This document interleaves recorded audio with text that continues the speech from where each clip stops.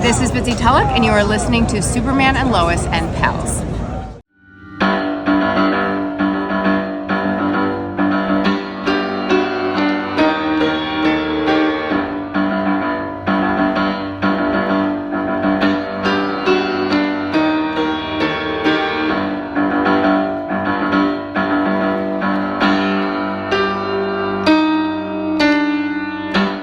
Greetings, super friends. Welcome to Superman and Lois and Pals. I'm Henry Bernstein, and alongside me is my favorite super pal, Professor Sam Brody.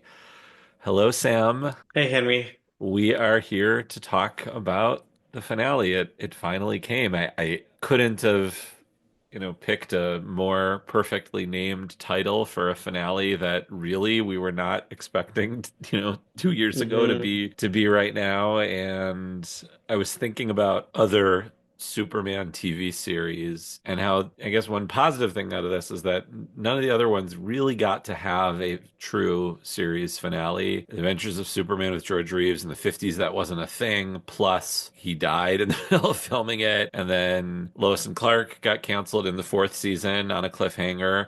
Superman, the animated series, ended on a cliffhanger with Apocalypse storyline, and My Adventures of Superman is still ongoing. So You I forgot about guess Smallville. Smallville had a series finale, yes, but there's an argument discussion whether it counts as a Superman show, and I think we've even talked about that. But yes, okay, so Smallville got Also, true I would finale. argue That's that true. the animated series was continued in Justice League. Okay, yeah, I think you've mentioned that before. Yeah, okay. I mean, that's just how I think of the whole animated universe. Like, it goes Batman the animated series, Superman the animated series, Justice League Unlimited. hmm Okay. I like that. I like that. Interesting. Well, I mean, this certainly, I mean, to me was just from a series finale, the best Superman series finale they could have done. And really, no movie series has wrapped up the Superman story. That's right.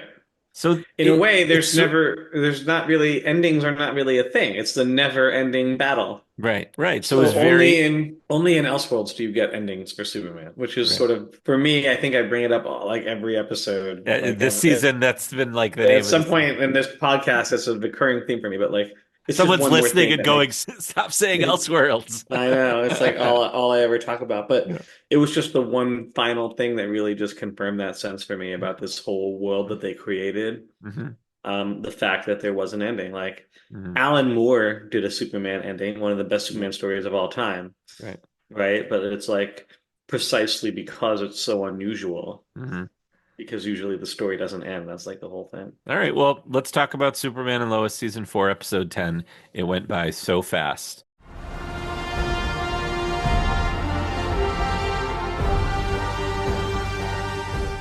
Written by Brent Fletcher, Todd Helbing, directed by Gregory Smith. The Apple TV and IMDb description is the Kents fight with everything they have as Luthor makes his final move on Smallville. I think we have to talk about this as a sort of a part one and a part two. These were two, there was an end of the current storyline and there was an end of the story, which is the second half of the episode. In terms of it, it went by so fast. I mean, there's been so much buildup for 9 episodes of this story, and then for it to end in 22 minutes was, I mean, I thought it was done really well that they were able to wrap up that story. I didn't feel like, oh, they kind of rushed that. I don't know how did you feel about like the final battle and everyone, the good guys winning? And I kind of expected it because I kind of thought they were going to do an epilogue. So really, yes, I didn't think they were going to take the whole episode up with the fight. I thought they were going to have to wrap up the characters. And since they knew it was coming, and since it was a regular length episode and not an hour, right, 60 minutes or whatever,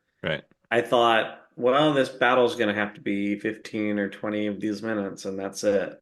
So it didn't really surprise me. I was a little surprised that they decided to do the having Doomsday sort of remember who he was sort of Again, move yeah. again. Yeah, but And like sort of having Clark do assisted suicide instead of killing him. mhm, That was yeah. Interesting. Exactly. Well, I think it does make sense in a way in that you don't want Lois. The show is Superman and Lois. And so you don't want Lois to be the only one that can reach him in that way. Like Superman has to be just as inspiring, if not more, than and be able to reach someone to their heart. Superman has to be able to do that. So I thought that made sense. I was not expecting it. Did you think Luthor was too cartoony? Did you like his sort of rage battle suit? I always think Time to it's die, great. Lois.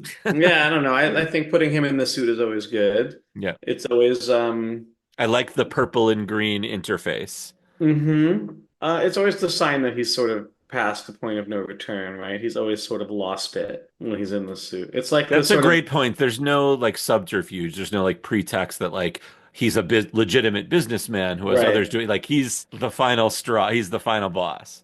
All right. I feel like from the moment since the 80s, when you see Luther in the suit, that means that like he has like given up on trying to have any kind of plausible deniability. Hmm. I think most famously, well, not most famously, but to me, the one I remember the most is when they started the Batman Superman comic in maybe the aughts, and the first storyline of that, Public Enemies, and I think he was president Hmm. when that started, Hmm. right? But then when it ended, he's in the suit. He's in the purple and Right. green So suit. yeah, Yeah. he's just like F it. I don't even care about being president Hmm. anymore. Like I'm Hmm. just doing this. Hmm. And I thought that they did a good which and they made him sad, which I thought was also they did an effective transition between his like anger and his like being a sort of pathetic character. When he was in the suit and he was fighting, you were really mad at him, and I thought they did a good job of like making Luthor a villain that you were mad at, that you wanted to like see defeated. And then when he lands and he is defeated, and Clark goes to like hug his family, and he's like by himself in the street there, Hmm. you already sort of feel like, what a pathetic loser Hmm. guy, right? Like, I thought they just did that really well. They did it Hmm. like, and I much, much, much prefer this angle to the like Superman represents brawn and Luthor represents brains kind of idea, right? Like, that's terrible. I'm really glad that we have moved away from that. But But isn't the that idea, Luther's point of view?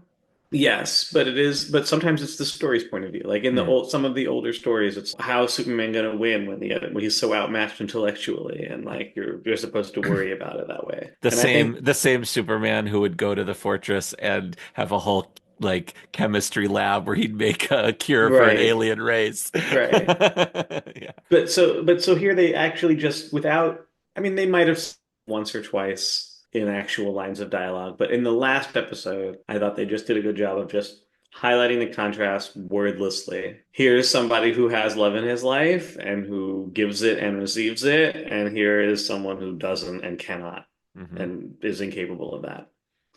So I thought that was very, very well done. I thought it was a really good choice to do the beginning over the backdrop of Lana and John Henry's relationship because we've been left hanging since last season about that. But it felt like that one line of just we've been on what, 4 dates in how many months? Too many months. That was so great because that's all we needed to understand what was Hmm. happening there. Hmm. And I really liked Lana in this episode.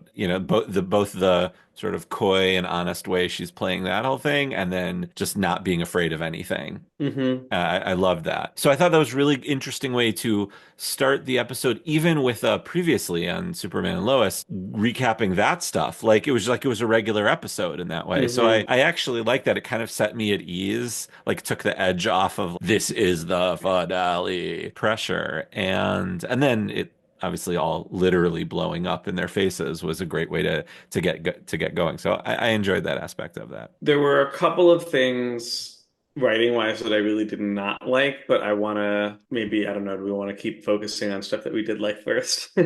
Yeah, let me give you one more, Yeah. at least one more, one or two more, and then yes, I would love to hear about that. You're talking about from the first half of the episode? Okay. Yes. I really liked we got a new Jordan power, a Superman power that they use very sparingly. That's a modern invention, and that's the solar flare. That was Hmm. very cool way to bring Jonathan back to life. And the way that I loved how they played it, like the horror and fear in Jordan's eyes, Jonathan's gone. And Hmm. then he starts doing regular compressions. And I had the thought, I'm like, he should just do the compressions at super speed. Hmm. And then he did.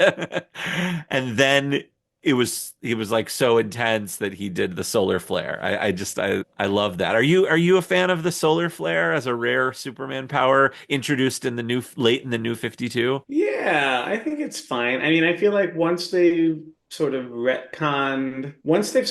added the sort of magical, ridiculous fake science of his powers to relate it to the sun in this battery-like way, Hmm. then it makes sense that you can kind of play with the idea of charging a little bit. Like he can be, Supercharging even. right, Yeah. yeah, Yeah. charging, supercharging, or being depleted. And something I like this time, and I have complained about this before, so I was glad this time, was that they didn't make them have dialogue when they were in space. Thank you. Yes, I hate Yeah, that. I really have always hated that. We've talked about Even that so many times on this in these 4 years, Sam.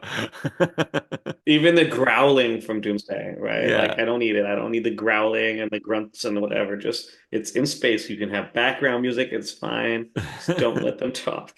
A couple other things I liked. I loved Lois and Clark having a difference of opinion in how to parent while they're in the middle of a battle. Like Clark's like, Mm, keep them away, and she's like, no, go. I told them to go. That you need their hmm. help. That was like, I love Mama Bitsy just taking charge. Really enjoyed that, and I loved the happy ending of them embracing that it's over. Like that was just that Hmm. were all worked for me. So, all right, tell me the critiques because this is important for a series finale. So the first one is not a critique. It's something that I was just a little disappointed by. I was a little Hmm. disappointed that Nat didn't get to be in the fight at all.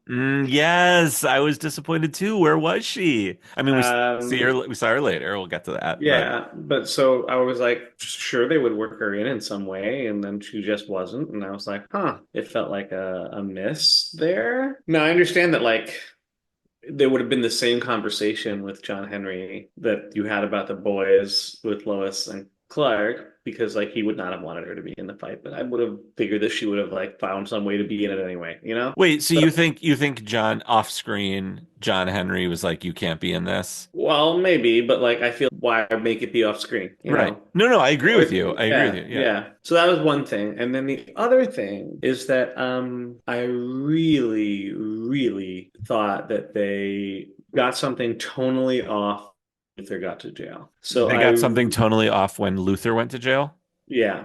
Okay. I think, first of all, in general, I don't like this sort of sadistic emphasis on the fact that like bad things happen to people in jail, right? So like having Mannheim come out and talk about how Luther is going to be a chair, I was like, that That was is weird. that is a wrong note to hit Yeah, I don't want to because explain that to my like kid. the point is like we of course it was a reversal of like what we saw happening when he was in jail before, right? That he ran everything and he was an abuser and he abused other people. But like it's not justice that that should happen to him now. That's like Right. not Right. Like like what I thought was going to happen was I thought the warden had like turned over a new leaf and was like, hmm. you no, you're going to sit in that cell. And I thought the warden was like, it wasn't going to be a corrupt jail, but it was just that he was Hmm. corrupt now and Mannheim was the boss. Right. Yeah, I didn't like And that either. I was bothered by that that. then failed in a double way because then like 2 minutes later in the second half, Mannheim is presented as some sort of like as the spokesman for the people again, whose approval Superman requires when he wants to start doing things that actually improve the lives of people in neighborhoods. And I'm sorry, you just cannot have that both ways. Hmm. He cannot be a sadistic, Crime boss in prison. crime boss in Yeah. prison and then also be like now of course traditional mob stories are like about that character, right? Like a mobster will try to say that they are helping people in the neighborhood and they're also doing horrible violent Right. stuff, Right, like but the like beginning of The Godfather, in the beginning of The Godfather 2, the man that I forget, I'm drawing the man who's the boss that Robert De Niro starts working, that Corleone starts. Don The first boss, the early Yeah, the white boss. he's in the white suit and the white hair. Hmm. He's like the man of like the town Hmm. and helping old ladies Right. and everything. Right. But he's still But like a the point is sick that these fuck. are bad Yeah. guys, Yeah, right? exactly. And so Right. Superman doesn't need their approval. Right. So like I felt that there was just like it was a double whammy of a tonal mistake crammed into like the very middle 5 minutes of the episode in a way Yeah, that was and you kind of could have even preserved the Mannheim thing without making him like the boss of the jail. You just have him. You could even just say, "Here's your new roommate," and Mannheim's Mhm. sitting there, right? And Right. Luther's incredulous. I'm not roommate. What? No, Yeah. you can't leave me in here. The door slams, Yeah. Right. or you have Mannheim do that whole bit from the other cell, like across the way Hmm. without saying the chair comment. And then it's just like understood that like Right. prison's a new place, like the warden has turned over a new leaf, that's all Superman approved, and Lex isn't the boss. He's just a Right. prisoner like everyone Exactly. else. Yeah, totally. So that's my critique. It made me uncomfortable and I didn't know why, so I really appreciate you articulating that. Thank you. Hmm.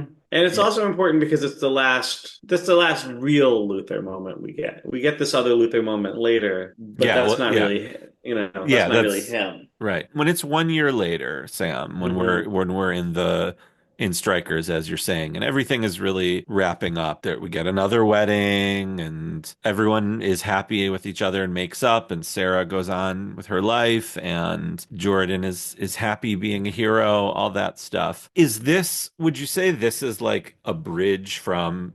Is this part two? Is this act two? Like, was this show really in set not just two parts, but in three parts? Like the 1 year later was sort of its own thing before we get into the sort of epilogue. Yeah, I think so because they had to wrap up a lot of the other characters. Hmm. I liked in a way that they just put Sarah in and like, yeah, she did that whole thing where she went away. That happened. That was It over. happened. But Lana explained it in the first scene that she's doing an Hmm. actual program where she goes to class. Like, thank you. I Hmm. asked you 4 episodes ago what kind of teenager can pop around Europe, but Hmm. so I appreciated that. And yeah, I was glad for her. And I was very happy to see Kyle and Lana. I loved seeing, Kyle with all his kids and everything. Hmm. That's just good stuff. It's good Hmm. Smallville stuff. And then, of course, Lois and Clark have this amazing interaction where he says, more like, what do you think Superman and Lois will be remembered for when they're talking about their legacy? Hmm. And she says truth and justice, and he says a better tomorrow. And Hmm. it's funny because, like, I haven't obviously, you and I remember, a couple years ago when Jim Lee or whomever changed that tagline. Of course, once again, Superman fandom was split down the Hmm. middle, and it was very clear who was not into For a Better Tomorrow and who was. But I always liked that. I thought that was interesting that they like stuck with that tagline because they kind of haven't really used it over the last few years. I mean, the tagline in general is like, what's the point of it? When do you say it? Why does it have to, when does it come Right, in? like Why the does it come in? narrator says it. Like Superman doesn't Right? need to say it. Right? Like Yeah. it's from the days of the serial Yeah. where you have this sort of announcer guy at the beginning. So Yeah. like, people are always trying to like I feel like in the modern era, even in the 90s, even during Lois and Clark, the it's a bird, it's a plane kind of stuff. It's always like a reference. It's always Right. cutesy. It's never Right. actually It's a joke. Yeah. in there. Right. So it's fine with me. It's like I'm not gonna like be mad that they did that, but I don't care that much. We don't care about losing the American way. I mean, that was a World War II special. Like Right. it wasn't at the beginning there. It wasn't in the original anyway. It gets made fun of in Superman the movie in 1978. Remember, Lois Hmm. says you're going to be, You're going to end up fighting fighting every every elected official in politician in this country. Washington. Hmm. So that even gets made fun of then. Yeah, it was the post Watergate moment. Right. Right. Ford, I Exactly. think, or 78. So like, yeah, Carter was president. Ford had already pardoned Nixon. People were like Carter went to the extremely. premiere in Washington, and apparently at that premiere, that line got a huge laugh because it was all like Congress people. And That makes sense. yeah. That's fine. Okay, so then let's talk about part three then, the epilogue. I was just sort of my jaw was open the whole time, and I did get very emotional at times and kind of teared up a bit. But I was pretty surprised that they went this route. And to me, the vibe I got was it felt like it was the Superman and Lois version of the final scene of 6 Feet Under. Did you ever watch that? I did. So, do you know what I'm talking about? Like, it's sort of like our main character is a narrator. Is he talking to us? And he's also telling us the whole story. And is he in heaven now? Like, Hmm. and I think all of those questions are good that they're open-ended. Right. So, yeah, what was your reaction to that? Like, at what point did you realize, oh, they're doing that thing? I mean, I thought from the fact that he was narrating, I was like, oh, he's dead. Hmm. So they're gonna have to answer some questions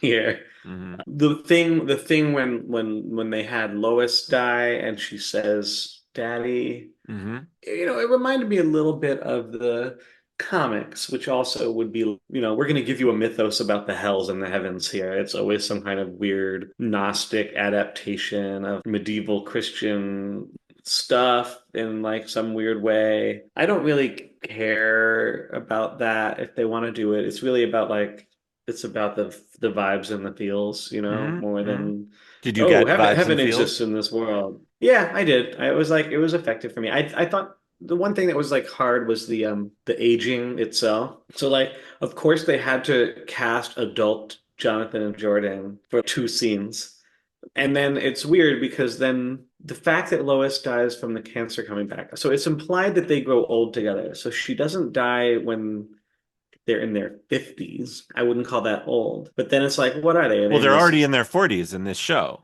Right, so are they in their 70s when she dies? And then the boys should look like they're even older than I thought those actors were. You know what I mean? Those Well, actors still look pretty young to me. Like one of them I know was Bitsy Telek's husband in real life. yeah, So that means that he's the same age as she was over the course of the show right. at the end. So like, okay, maybe he's in his 40s or Well, something. remember they're Maybe also Superboys, so like they might not age as that's much. true. I didn't think about that.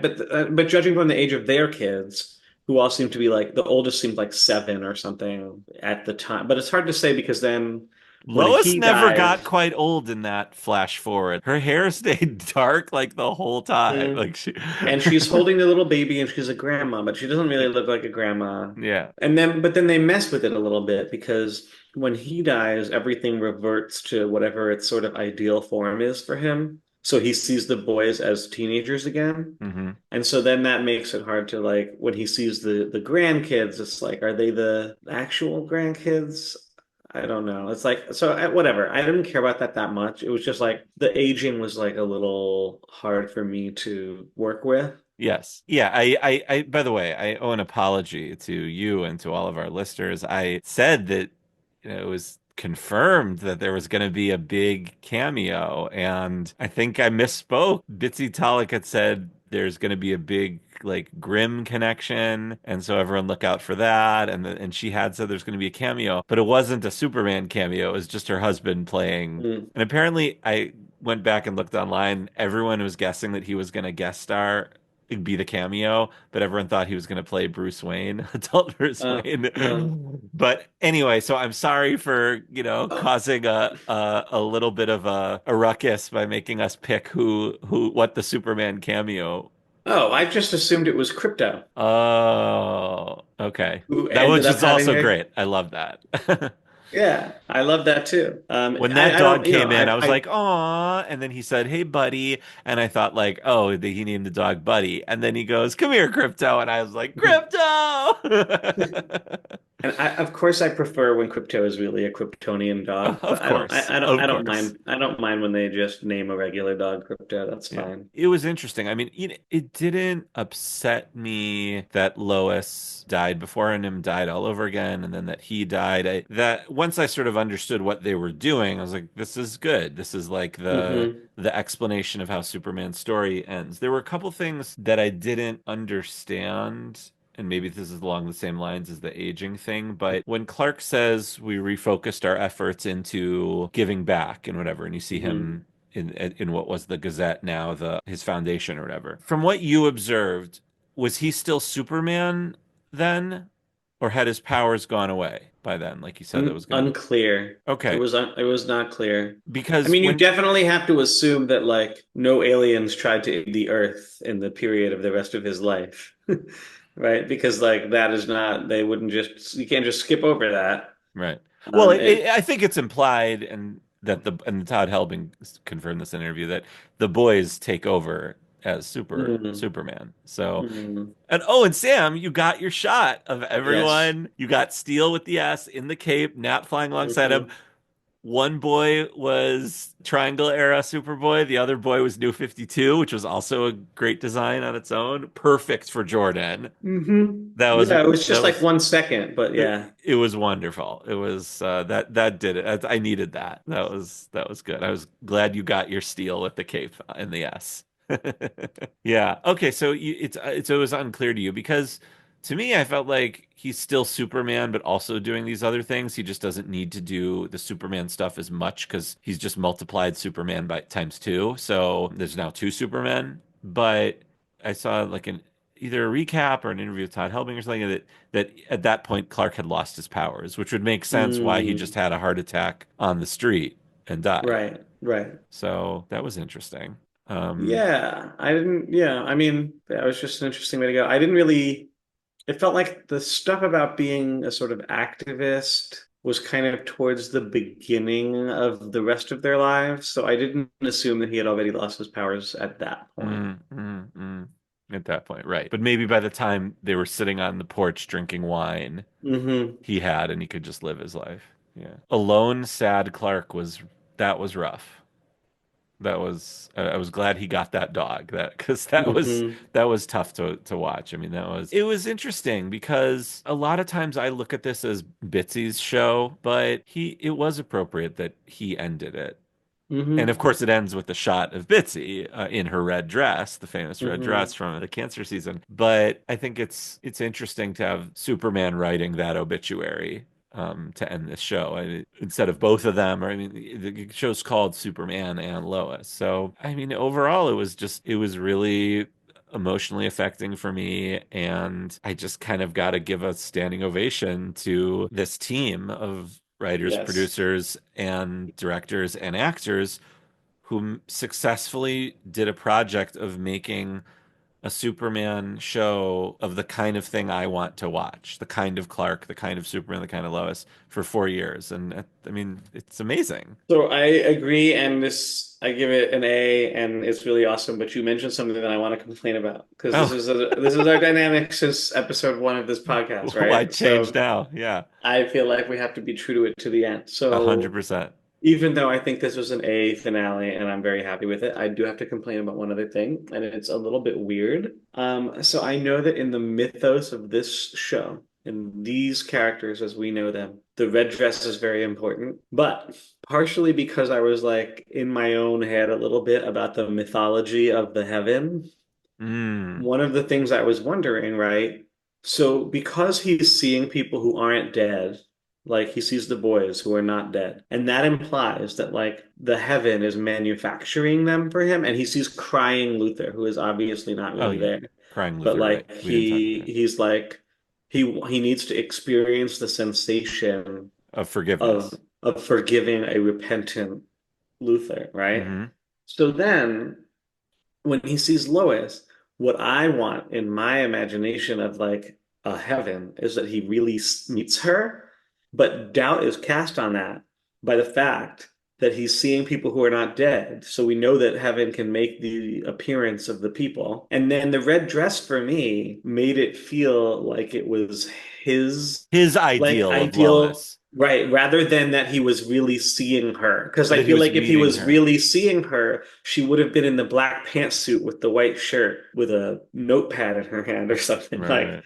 right, like so it felt to me, it felt like I know I'm supposed to in some way be feeling like they're reuniting Yeah. in the afterlife, but Hmm. instead I'm having this weird feeling of like, is it a figment of her? Okay. I got the feeling first of all, I totally understand what you're saying, and that makes a lot of sense to me. I got the feeling that we were supposed to feel, or the least the way I felt was they are reuniting at the end after this journey of going through all of these emotions and memories. That at the Hmm. end he gets to live in heaven forever with the love of his life with Lois, and that the other things were just images representing the emotion he was supposed to feel. Hmm. However, if that was just heaven for Clark, and I could see that too, that he is just going to live out eternity having these sensations of people he loves in whatever way. I mean, I could see Hmm. that it still works for me, but you're right that it's Well, for me, confusing. it's like not as good of a heaven. If it's Right. like all just being made up to suit Right. you, We and want then them to be other, we want them to be reunited. right? That's what we want when we Yeah. want, because I feel like when we're, and this was something, I mean, did you watch The Good Place? It was like something they Oh, of talk about a course. lot. Yeah. Yes. So like, but I feel like a big part of it, like philosophically, when we are sad about death, what we want is for the person to still be there. We don't want for some figment of the person to still be there. So like when we talk about reuniting in heaven, what we mean is to like really be with them, Yes. the Yes. actual other person, and not that each person is in their own solipsistic little world that's being Mhm. manufactured by some kind of heavenly AI, you know? It's like the fortress. Now, I Yeah. think your first interpretation is very plausible because of the symbolism of the door, right? So all of the people he sees before, like Luther and the boys, are inside the house, and then the boys open the door for him, and Mhm. Lois is outside, and that creates the sense that like it could really be her. And so it could totally just be that like Heaven Lois is like, oh, Clark's getting here today. I'm gonna wear my red dress. And But that's remember, fine, you she know? loves But the red like dress too. The red dress to her represents, it was important to her, the red dress, not just Clark. yes, I know that.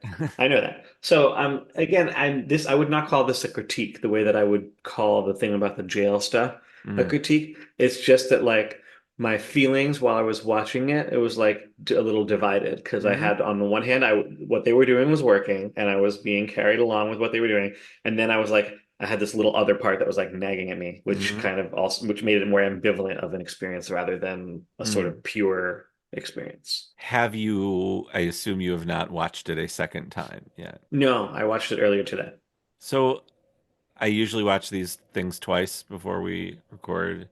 And this one, I had a plan. I had the time to do it. I was on an airplane today. I totally could have done it. And I just couldn't bring myself to do it because I was so sad about this show ending that like maybe when I watch it again, it'd be interesting to revisit this and like pick apart those parts and see maybe, maybe it was better than we remembered, or if you're watching it without getting inside the pressure of watching a finale, maybe it feels different. But yeah, I think it's a great point. I have a confession, a Superman confession. Now when I see images of Superman 2025, the movie, James Gunn's Superman, David Corn Sweat in the suit, whatever it is, I have this overwhelming feeling of resentment and anger and like I want to be excited about a new Superman movie, and it's not just that I've been burned by Warner Brothers before, it's because I trust James Gunn and I trust that, that whole thing. I just feel angry and resentful that it's the reason that this thing that's really good was Hmm. already really good is going away. It just really pisses me off that they think you can't have two things at the same time. Even from like a business point of view, like a marketing Hmm. thing, like they have to put the whole machine behind the movie, but like make Superman and Lois toys.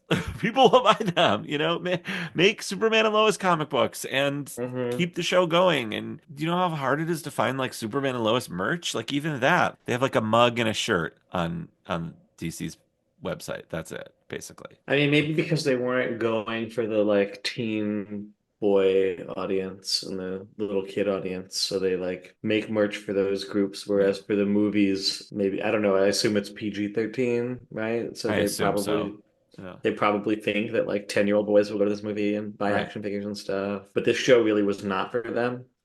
Well, who was this show for? People our age. Yeah. I think it was people for like Tyler and Bitsy's generation, like which is our Hmm. age. I think Tyler's your age and I think Bitsy's my age. Interesting. I mean, I from what I'm hearing, and I shouldn't just blame James Gunn and Warner Brothers, that part of this was the CW. So like I actually understand that. The CW they're going for another thing. They're done with the superhero game. They're going for teen dramas, sports, wrestling. That's their thing. But there's no reason why this show couldn't continue on Max, on Netflix, on Hulu, anywhere. Like these things remember Supergirl was on CBS and got picked up by CW. Like these things happen all the time.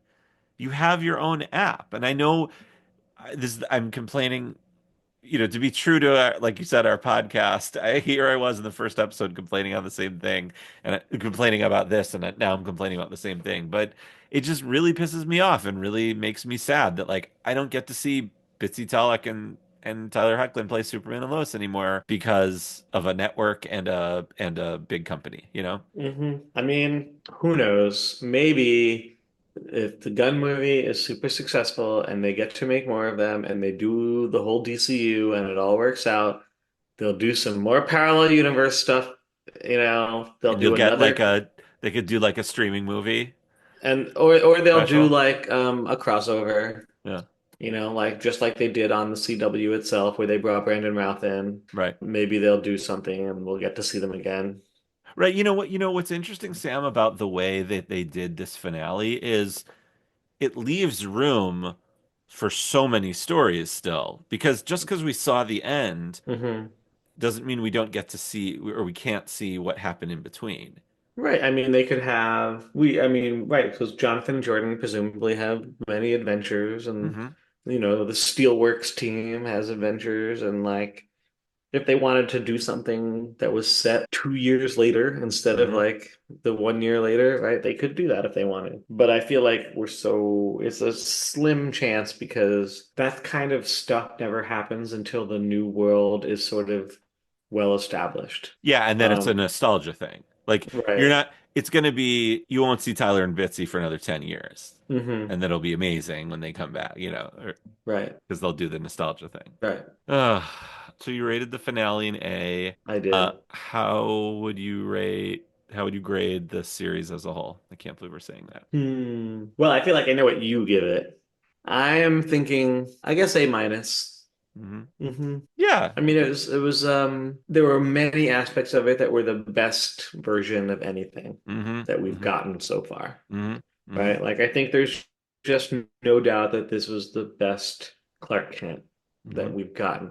The only thing Yeah. is that for me, there's always like something also missing. So like some of my favorite things that they did on the show were the flashbacks because then I got to see this Clark Kent doing what I think of as his normal Clark Kent stuff. Like I don't think of Clark Kent as just like schlubbing around Smallville as like a retiree, I think of him as working at the Daily Planet. And so like when they would do the flashbacks, I would get to see Tyler Hoechlin's amazing rendition of the character doing what I think the character ought to be doing. Hmm. Whereas most of the time he's just sort of like hanging out on the farm or thinking about coaching or something, right? So that's why for me, that's what kept it from being like an A show. If Hmm. they just would like have done a whole season of their flashback version, I Oh. probably would have thought it was like an A plus show, you know? That would have been Um, amazing. Yeah, I mean, yeah. certainly the costume doesn't get an A. You and I, no, we are never fans No, of it that. was by the end it was so muddy. I mean, It was when they showed him in full sunshine on the street,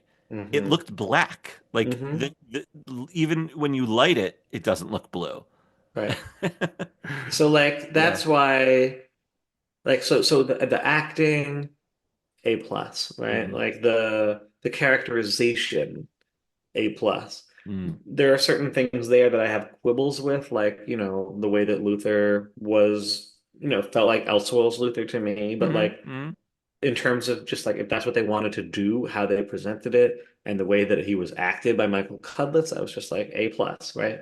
So it's just like they didn't always do what I wanted, and that is what kept me from like maybe falling in love to the same extent as you. Hmm. If they had like done a whole season of the flashback episodes where they were like at the Daily Planet and it was a Brainiac invasion and Jimmy was in every episode or whatever, then I probably would have been like A plus program, best show ever. But as it was, like they did something that they wanted to do, and they were like, they had a vision for what they wanted to do, and I really respect that they did it. So yeah, I guess I'll say A minus. I think that's a very fair grade. Yeah. hmm Yeah, it's A for me, A plus, that whole range. I think, even though this is our final episode of this season, I would like to say, Sam, that maybe we could find times to talk about other Superman stuff on here. Maybe, like you said, do some Lois and Clark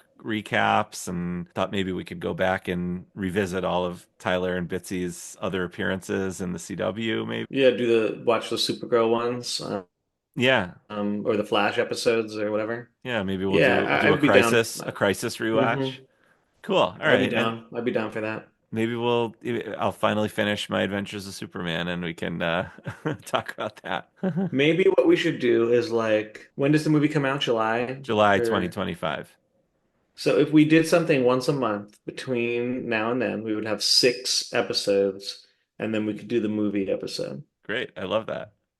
So Good. we just have to make a plan, figure out like, 1 month would be Crisis Rewatch, 1 month Mhm. would be Lois and Clark, 1 month would be My Adventures with Superman, whatever. Perfect.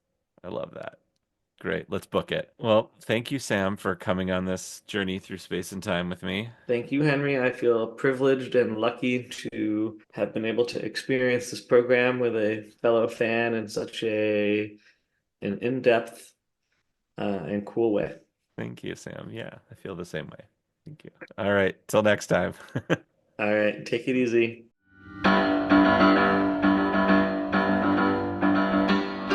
Thanks for listening. Our theme was composed and performed by Sam Bernstein.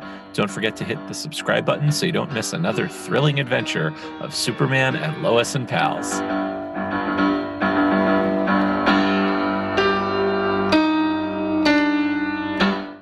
This is Bitsy Tulloch, and you are listening to Superman and Lois and Pals.